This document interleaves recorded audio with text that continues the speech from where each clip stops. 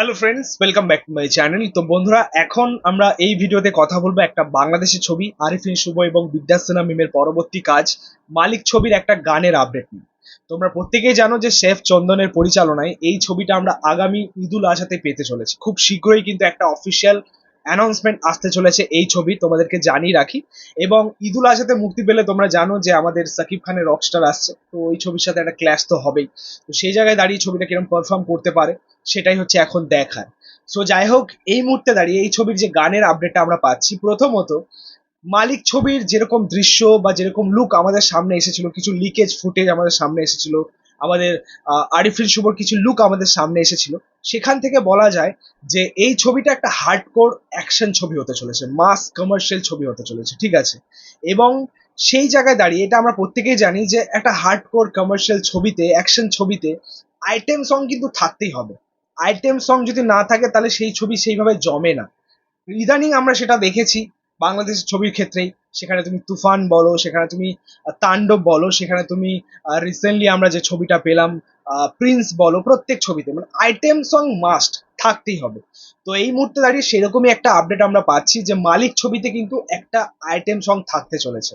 এই মুহূর্তে দাঁড়িয়ে বাংলাদেশেরই কোনো একটা জায়গায় এই ছবির গানের শুটিংটা হলো, একটা আইটেম সং এর শুটিং হলো, সেখানে আমরা আমাদের বিদ্যাসেনা মিম এবং আরিফিন শুভ দুজনকে একসাথে পাবো এই আইটেম সংটাতে।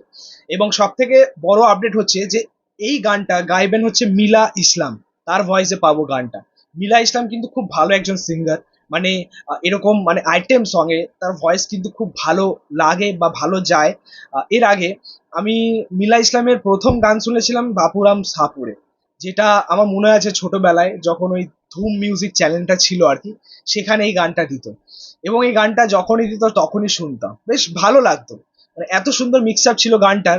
হ্যাঁ, বলতে পারো খুব ভালোই করেছিল আর কি গানটা। তো সেই মিলা ইসলাম এছাড়াও বাংলাদেশে অনেক অ্যালবামে তিনি গেয়েছেন, গান করেছেন, খুব ফেমাস একজন সিঙ্গার, ঠিক আছে। তো তার ভয়েসে কিন্তু আমরা এই গানটা পাবো।